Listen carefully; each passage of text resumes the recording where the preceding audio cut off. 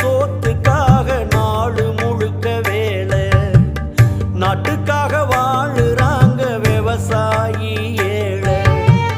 ரத்தத்தைய வேர்வ போல சிந்துறாங்க பூமியில, கஷ்டப்பட்டு பலனும் இல்ல, கண்ணீரு தான் கண்ணு